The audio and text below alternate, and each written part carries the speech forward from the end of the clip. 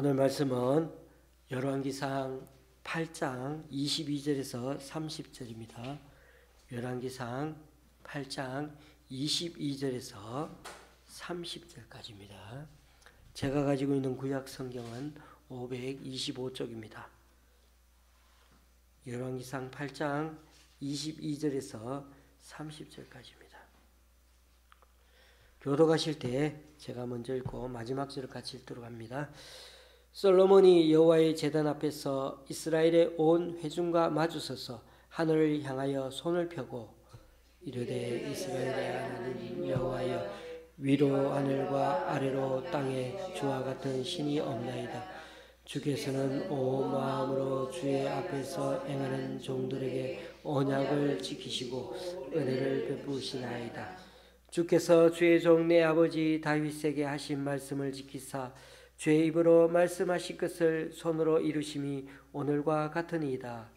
이스라엘의 하나님 여호와여, 주께서 주의 종 내 아버지 다윗에게 말씀하시기를 내 자손이 자기 길을 삼가서 내가 내 앞에서 행한 것 같이 내 앞에서 행하기만 하면 내게서 나서 이스라엘의 왕위에 앉힐 사람이 내 앞에서 끊어지지 아니하리라 하셨사오니 이제 다윗을 위하여 그 하신 말씀을 지키시옵소서.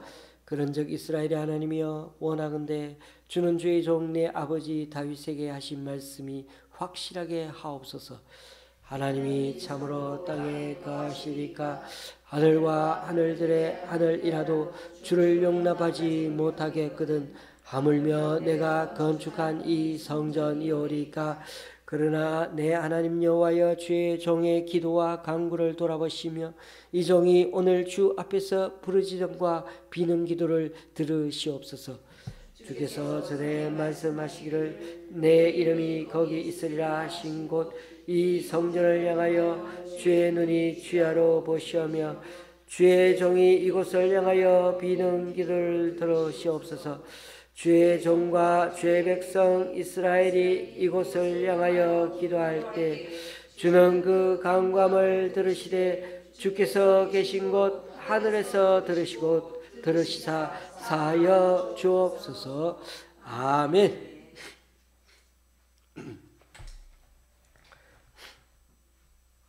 오늘 말씀을 잘 읽어보면 이 성전이라는 표현이 많이 나옵니다. 그 말씀을 한번 기억하면서 오늘 말씀을 들으면 좋겠습니다. 우리는 열왕기상을 살펴보고 있는데요. 22장 중반에 22장이나 되는 이 열왕기상 중에 반이나 솔로몬 왕에 대한 얘기가 담겨 있다고 했습니다. 그만큼 솔로몬 왕은 하나님께 쓰임받은 사람이죠. 특별히 그가 한 일 중에서 하나님의 집이라고 불리는 이 성전을 지은 게 가장 큰 치적 중에 하나라고 할 수가 있습니다. 오늘 우리가 다룰 8장은 성전과 관련한 내용으로 가득 차 있습니다. 우리가 이미 살펴보았지만은 6장에서부터 솔로몬은 성전을 지어왔고 8장에 들어와서는 성전 건축이 완성되자 그 다음에 제일 먼저 언약궤를 성전으로 옮겨왔습니다. 우리는 이 장면을 오늘 아침 큐티 내용에서 묵상해 보았습니다. 오늘 본문 8장은 66절까지 있어서 내용이 아주 길어서 일단 무슨 내용이 여기에 담겨 있는지 문맥 파악이 좀 필요합니다. 8장 처음에는 솔로몬이 언약궤를 이동해서 성전에 안치합니다. 그 다음에는 솔로몬이 그 언약궤 앞에서 연설을 합니다. 이어서 솔로몬은 긴 기도를 하고 축복까지 합니다.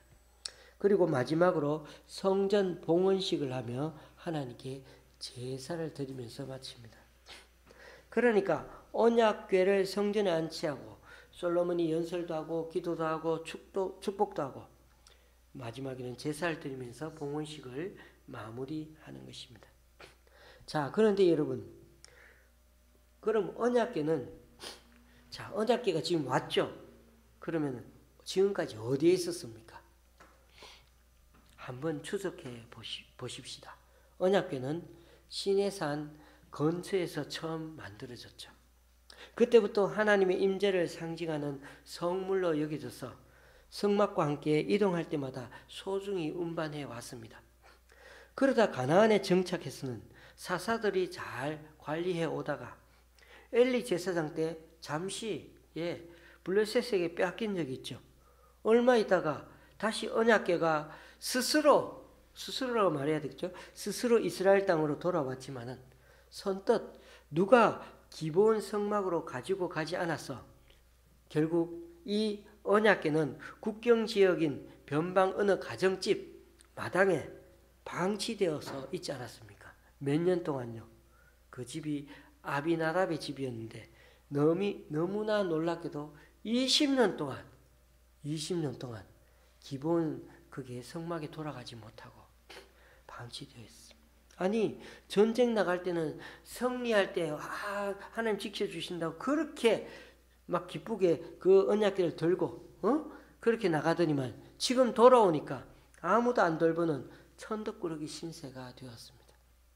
그런데 이 사실에 분노하고 다시금 되돌려서 원상 복귀해야 되겠다 하는 마음먹은 사람이 있었으니 그가 바로 다윗이었습니다.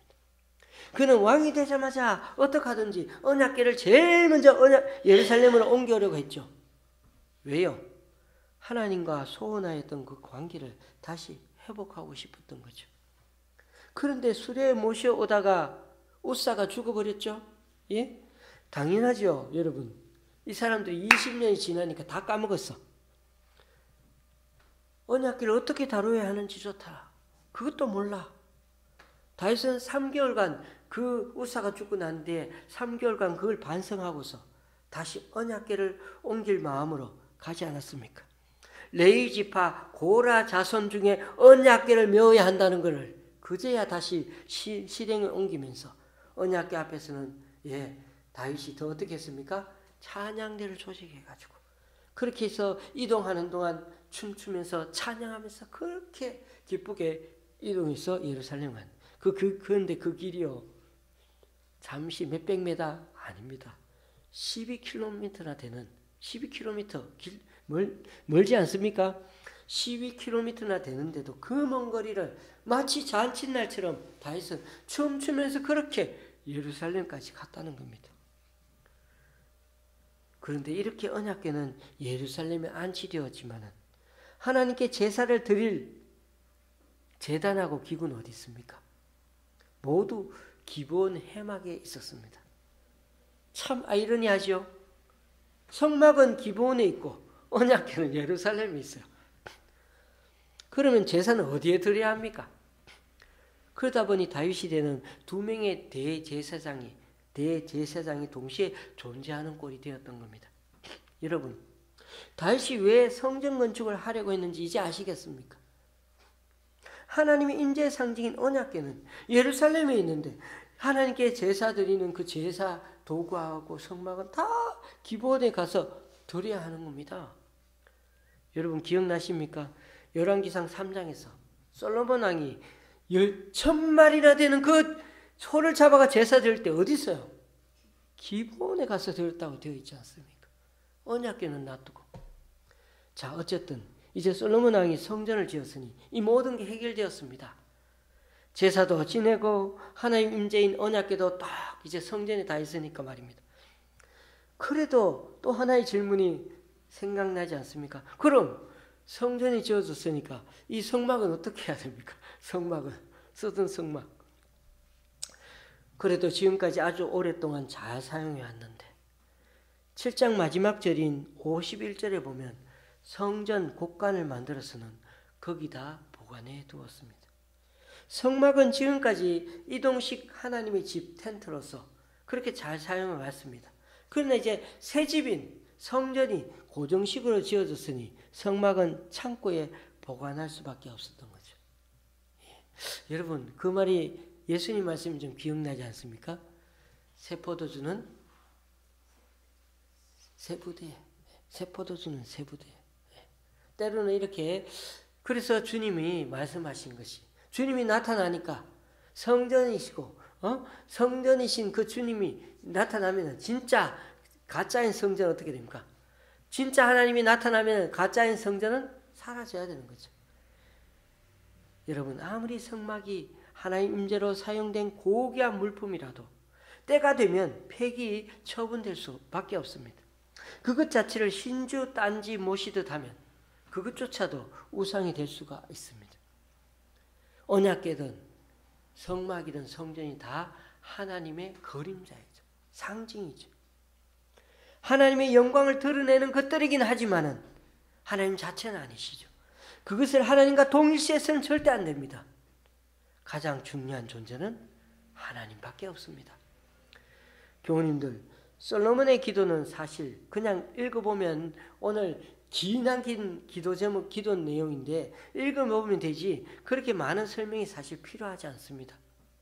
광야 시대를 지나며 그렇게 하나님의 성막과 언약궤를 통해서 하나님과 동행하는 것이 얼마나 중요한지를 알려주었지만은 그들은 눈앞에 광야 현실이 눈에 탁 먼저 들어오니까 언제 있냐 원망하고 불평하고. 왜요? 하나님 바로 옆에 있는데, 언약궤 바로 있는데도 원망하고 맨날 그렇게 살지 않았어요? 시험 하나님께 시험 들고 그렇게 살았어요.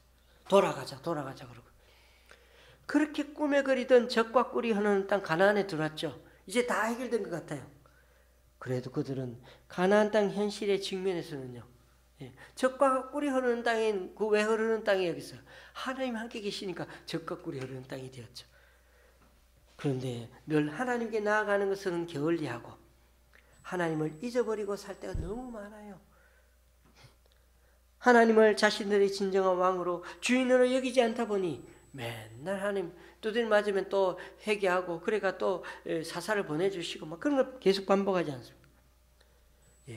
그들이 하나님을 진정한 왕으로 주인으로 여기지 않다 보니까 지멋대로 각기 자기 소견대로 그렇게 살아가다가 세상의 우상들의 힘을 빌리거나 의지하거나 자기 일을 의지하며 살아가는 꼴로 다 변해져 기울어져 가고 말았던 것입니다.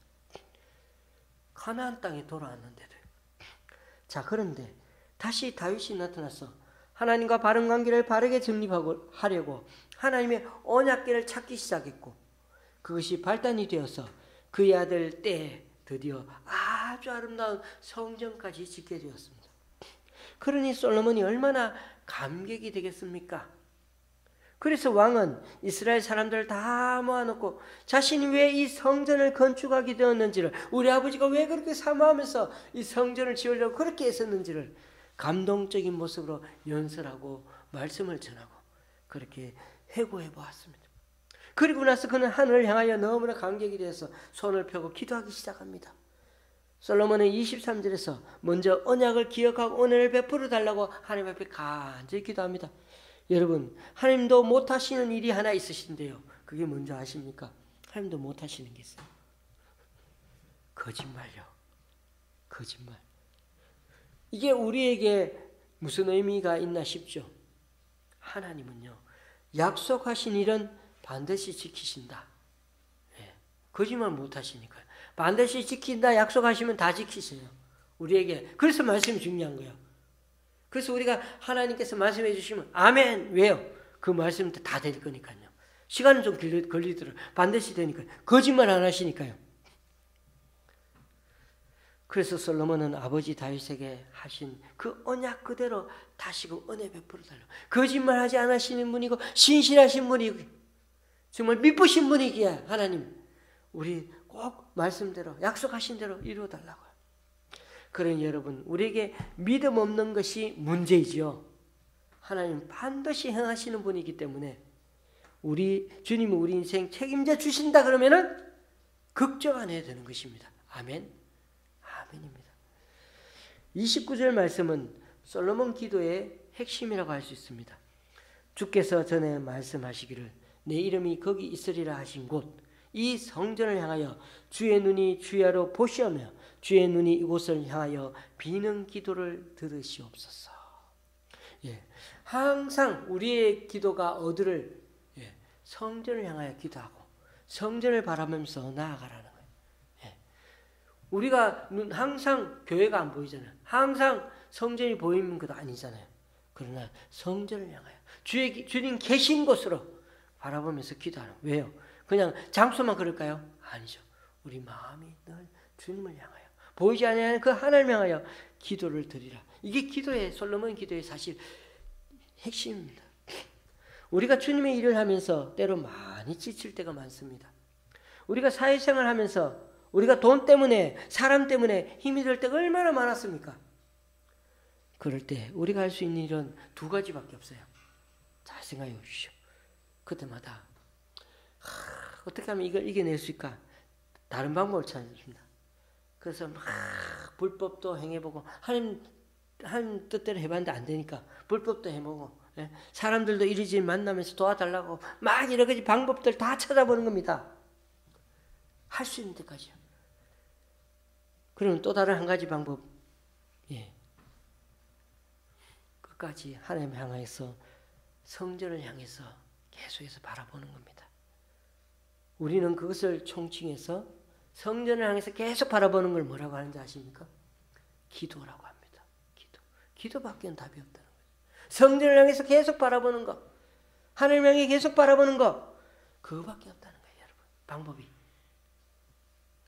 기도는 꼭 교회 와서 기도하는 것만 기도가 아닙니다. 기도는 지금 내가 서 있는 그 자리에서 하나님을 향해서 바라보는 겁니다. 성전을 향해 우리 눈을 돌리고 하나님 도우심을 사모하는 것, 그게 모두 기도입니다. 이제 이스라엘 백성들은 언제든지 성전을 향해 기도할 수 있고 성전에 나와서 기도할 수가 있게 되었습니다. 왜요? 어디를 봐도 성전 예루살렘이 있는 쪽으로 다 그냥, 그러니까 다니엘도 보십시오. 성전이 다 무너졌는데 예루살렘을 향해서 기도하잖아요. 그래서 그런 점에서 이스라엘 백성들의 신앙 중심은 눈에 보인 것, 어쨌든 눈에 보이는 거지만 성전 중심이 된 겁니다. 그것 하나라도 제대로 해서 하나님을 바라보자는 것입니다. 그 기도라는 것입니다. 오늘 우리가 읽지는 않았지만 솔로몬의 기도는 계속해서 더 많이 길게 오늘 말씀에 기록되어 있습니다. 그런데 우리는 30절까지 읽은 겁니다. 여기서 솔로몬의 기도를 다 살펴볼 수는 없습니다만 그는 그 이후에도 제사함을 위해서 기도하기도 합니다. 우리는 하나님의 용서를 받아야 우리는 숨통이 트이는 사람입니다. 정말이에요. 근데 우리는 죄 용서 안 받고 막 이렇게 한다고 그러면은 절대로 하나님 안 들어주셔요. 관계 회복 안 된 겁니다. 관계가 회복되려면 하나님 앞에 죄 용서 받아야 됩니다. 여러분, 제가 이 예를 들어서 좀 당사자가 있어서 죄송합니다만 아내와 말다툼을 하고 냉랭하게 지냅니다. 지금 아닙니다.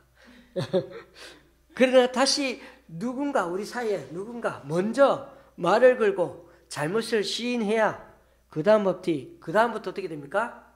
감정이 누그러지면서 관계가 회복되고 상대방도 나도 뭐 다 잘한 건 아니야 라고 이렇게 얘기하면서 관계가 회복되지 않습니까? 하나님과의 관계도 똑같습니다. 하나님과 죄 문제를 해결하지 않고서는, 그 사이의 죄 문제를 해결하지 않고서는 하나님과의 관계는 회복될 수가 없습니다. 우리가 알아야 하는 사실은 진정한 회개가 없는 기도는 오히려 더 큰 화를 부를 수 있습니다. 철저하고 진실한 회개가 없이는 용서도 회복도 치유도 없다는 것입니다. 그래서 하나님이 무섭다는 사실이 가장 분명히 드러날 때가 기도할 때입니다. 기도해도 안 들어요. 기도가 막혀요. 하나님과 관계를 다시 돌아봐야 합니다. 하나님은 불꽃 같은 눈으로 지금도 우리의 영혼의 진실함을 보신 후에 응답하시는 분이거든요. 그러면 우리가 기도의 응답을 받지 못할 때는 두 가지 이유밖에 없습니다. 우리의 기도가 아직 때가 이르지 않았어요. 이 기도한 게 맞는데도 기도 안 듣는 것 같아요. 그건 때가 이르지 않았어요. 아니면 하나님과 바른 관계가 여전히 회복되지 않아서인 것입니다. 여러분, 우리가 재앙 가운데 처하거나 경제적인 어려움에 처했을 때, 그럴 때도 당연히 기도해야 됩니다. 오늘 여기 보면 우리 기도 내용에 보면 이 솔로몬이 이걸 위해서 기도를 참 많이 합니다. 이럴 때 저럴 때 재앙 가운데 여러 가지 얘기하면서 기도합니다. 우리가 엄청 잘못했는데도 하나님께 기도하면 도와줄까요? 당근이죠. 사람이 제일 잘하는 게 뭔지 아십니까? 사람이 제일 잘하는 거. 저는 그렇게 생각해요. 죄 짓는 거예요. 사람이 제일 잘하는 거, 죄 짓는 거. 사람들이 죄를 지으니까 뭐가 필요합니까? 하나님 은혜가 필요하고요. 하나님 앞에 나아가는 게 필요한 겁니다. 그래서 우리는 담대하게, 뻔뻔하게 주님 앞에 나아가야 돼요. 주님 앞에 나아가가지고 죄 지었습니다. 용서해 주세요. 기도가 뭐라고요? 교회에 와서 소리내어 기도하는 것만이 기도가 아니라고 했죠. 기도는 하나님께 목소리 높여 부르짖지 않아도 지금 있는 곳에서 하나님 향해 바라보는 것, 하나님 향해 바라보는 것, 하나님께 마음속으로 간절히 말씀드리는 것, 그게 기도라는 겁니다. 여러분, 기도는 누가 잘하나 장기 자랑하는 그런 거 아닙니다. 기도는 하나님 믿는 사람이면 누구나 하는 것이며, 이 기도가 없으면 오히려 그 사람은 영적으로 죽은 거나 마찬가지입니다. 하나님을 믿는 자치고 기도하지 않는 사람은 아무도 없습니다. 그러므로 기도를 너무 어렵게 생각하지 마십시오. 그리고 기도는 반드시 일방적인 게 아님을 기억해야 합니다. 우리는 자꾸만 부르짖는 기도만 기도라고 생각할 수도 있는데 절대 아닙니다. 기도는 하나님과 쌍방으로 소통하는 것이기 때문에 하나님이 우리 양심 속에 말씀하실 때 들으실 수 있어야 됩니다. 대화하는 것이, 대화하는. 그러나 반드시 말씀 속에서 이 대화의 하나님의 음성은 검증되어야 합니다. 하나님의 음성 들었다고 말할 때 그게 우리는 대부분 어떻습니까? 내가 들었지 다른 사람은 듣지 않았기 때문에, 나만 들었기 때문에 주관적일 때가 참 많습니다. 그래서 이럴 때는 꼭 객관적인 성경 말씀 속에서 하나의 말씀이라고 들은 부분에 대해 다시금 조명해보고 다시 점검해 봐야 합니다. 안 그러면 때로는 나만 확신이 있는데 다른 사람들은 틀렸다고 할 때 참 곤란하죠. 그때 보통은 우리가 뭐라 합니까? 내가 너무 기도해가 확신이 들면은 무조건 내가 맞다고 내 속으로 생각할 때가 많습니다. 하나님 말씀하는 거 내가 분명히 들었으니 맞다는 겁니다. 그래서 하나님 뜻을 확실히 아는 게 우리들 간에 너무 어렵습니다. 기도에서. 그래서 우리는 꼭 객관적인 하나님 말씀 가운데서 검증하고 또 성숙한 성도님들과 같이 얘기를 나누면서 다시 한번 검증하는 게 필요합니다. 41절에 보면 솔로몬 왕이 좀 특이한 기도를 드리는 장면이 나오는데요. 이방인들이 이 성전을 향해 기도하면 응답해 주실 것을 구하고 있습니다. 여러분, 당시 성전은 이방인의 뜰이 따로 있었죠. 여기까지만 들어갈 수 있어요. 더 이상 들어갈 수가 없어요. 여성들도 마당까지는 들어갈 수 있는데 그 이상은 못 들어가요. 그래서 솔로몬은 어떤 말을 씁니까? 이 성전을 향하여 기도하거든. 이 성전 있는 쪽을 향하여 기도하거든. 42절에도 나오고 44절에도 나와요. 왜 이런 말을 씁니까? 들어가지 못하는 사람들 많고요. 성전에까지 못 들어가요. 그리고 또 성전이 안 보이는 사람, 안 보일 때도 많잖아요. 어쨌든 중요한 건 성전을 향하여, 성전이 있는 쪽을 향하여, 그거 다 기도라는 거예요. 그리고 다 안 보여도, 성전이 안 보여도, 성전이 안 가도요. 비록 부스러기 은혜처럼 보일지라도, 여성들이나 이방인들이 나와 기도할지라도 하나님께 들어주시기를 솔로몬 왕은 간절히 구하고 있습니다. 그래서 내 집은 만민의 기도하는 집이라 일컬음이 될 것임이라. 이사야서 56장 7절 말씀이 언제 예수님이 오시면서 응하게 되죠. 왜 그런지 아십니까?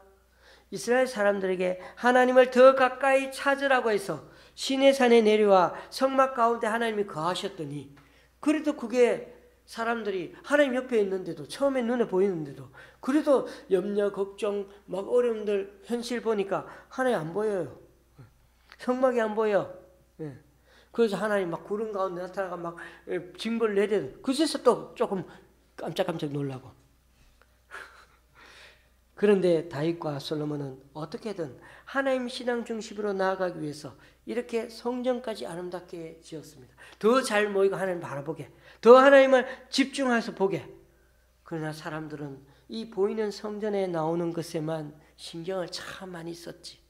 이것이 하나님께 우리가 바치는 제물이고 모든 게 하나님의 헌신이라고 생각했지. 보이지 아니하시는 하나님을 제대로 찾지 못했어요. 그게 이원론적인 신앙이었어요. 그래서 수많은 선지자들이 얼마나 그렇게 너 그 보이는 신앙, 그 신앙 다 버리라고요. 네가 이게 와서 제사 드리고 눈앞에 다 버리는 거 내에게는 하나님 뭐라 그랬습니까? 이거 너희들 드리는 제사 음식 질렸다 이제. 마당만 밟고 지나간다고. 얼마나 그렇게 하나님께 책망받았습니까? 그래서 성전은 예루살렘 멸망과 더불어 역사 속으로 완전히 사라졌는데도요. 이스라엘 백성은 또다시 저 붙잡혀가 가지고 바벨론에 붙잡혀가 70년 동안 어떻게든 그 사람들 뭐만 생각했는지 아십니까? 성전 다시 지어야 된다고. 성전 다시 지어야 된다고. 그래야 하나님 신앙 회복하는 거라고. 예, 성전 짓는 거 좋지요. 그래서 하나님 그 바라보면서 믿으면 좋지요. 그런데 예수님 시대에 또다시 화려한 성전이 지어졌죠. 그게 바로 헤롯 성전이었죠. 헤롯 대왕이 신앙의 이름으로 지은 게 아니라 이스라엘 사람들의 환심을 사기 위해서. 왜 헤롯은 이스라엘 사람이 아니잖아요. 어떻게든 이 나라를 자기식으로 정치해 나가려고 오랫동안 이 아름답게 성전을 지어가지고 그래서 이스라엘 사람들을 자기 쪽으로 땡기려고 그렇게 했는데, 그러나 이 성전도 여러분 결국 로마 제국에 의해 멸망당하고야 말았고 예수님도 이 성전이 무너질 거라고 예언하신 바 있습니다. 그러면서도 예수님 자신 스스로가 바로 하나님의 하나님 자신이요. 그리고 하나님의 성전의 실체라는 것을 알려주셨습니다. 성전은 껍데기고 내가 바로 성전 안에 있는 하나님이다. 믿음의 대상이다. 라고 말씀하신 겁니다. 그렇습니다. 교우님들, 제발 성전을, 건물인 교회를 하나님 성전이라 착각하지 마십시다. 교회 건물을 잘 유지하고 잘 사용하고 또 여기 와서 예쁘게 거룩하게 예배 드리는 게 얼마나 좋습니까? 너무 귀하게 사용하는 건 참 좋습니다. 그러나 하나님은 솔로몬의 아름다운 성전도 무너뜨리신 분이십니다. 중요한 것은 보이지 아니하시는 우리 하나님을 향하여 믿음을 가지고 나아가는 것입니다. 우리가 말씀대로 날마다 살면 하나님은 항상 우리 곁에 함께 하십니다. 그런데 우리는 말씀에 순종해야 한다는 것을 알면서도 실제로 잘 그러하지 못합니다. 의지가 약하고 사탄의 유혹이 너무나 강하고 그러면서도 우리가 살아가는 현실은 만만치 않기 때문이죠. 말씀대로 살려고 집 구하는 게 왜 그렇게 힘든지 한번 해보니까 알죠. 말씀대로 살려고 하니까 한 달 지금 살아가는 게 왜 이렇게 힘든지 사는 게 참 힘든 것 같습니다. 요즘 세상같이. 고물가, 고금리, 고환율, 고유가까지 막 겹치니까 참 죽을 맛입니다. 이제 조금 있으면 이제 추석인데 가족끼리 잘 모이기도 힘듭니다. 그래서 교우님들, 하나님의 말씀에 순종하며 살려면 하나님이 주시는 능력이 필요합니다. 그래서 우리는 말씀대로 살 수 있는 능력을 달라고 하나님께 간절히 기도해야 합니다. 근데 그 기도할 수밖에 없는 그것이 뭐라고요? 어떤 거라고요? 어렵게 생각하지 말고 성전을 향하여, 하나님을 향하여 바라보는 겁니다. 교우님들, 순종의 삶, 거룩한 삶은 내 의지로 살 수 있는 게 아니죠. 살 수 있을 것 같아도 안 됩니다. 하나님이 이 순간 힘 주시지 않으면 절대 할 수가 없어요. 하나님 도와주세요. 오늘도 내일도 우리가 성전을 향하여 하나님을 바라보면서 주님 계신 곳을 향하여서 내 안에 계신 그 주님을 향하여서 우리 마음에 눈을 돌리고 주님 도와주십시오. 그 간절한 눈망울로 주님께 아뢰며 살아가는 것, 그것이 바로 우리의 믿음이고 신앙이고 기도의 삶인 것입니다. 부디 이 기도의 삶이 저와 여러분의 삶 가운데서 어려운 일이 아니라 매일매일 매 순간마다 숨 쉬는 것처럼 우리의 삶에 정말 일어나서 우리가 정말 예수 믿는 재미가 어떠한 것인지를, 기도하는 재미가 어떠한 것인지를 늘 삶에서 경험하고 체험하며 응답받는 저와 여러분의 삶이 될 수 있기를 주님의 이름으로 간절히 축원합니다. 기도하시겠습니다. 솔로몬 왕이 성전을 새롭게 지으면서 다시금 하나님 중심의 신앙에 대해 생각해 보게 됩니다. 하나님을 바르게 알고 믿게 하기 위해 또 늘 우리와 함께 계시기 위해 성막으로 함께 해주셨지만 그 믿음의 중심을 잘 이해하지 못하고 때로는 20년간 우리 주변에 방치해 놓기도 했습니다.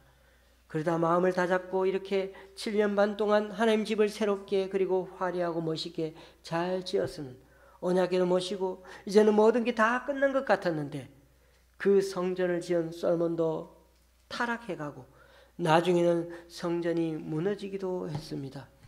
이렇게 성전에서 기도하는 솔로몬의 마음이 영원한 것이 아닌 것처럼 우리들의 신앙도 마치 롤러코스터를 탄 것처럼 굴곡이 심한 아직도 여물지 못하고 성숙되지 못한 신앙임을 주님 앞에 고백합니다.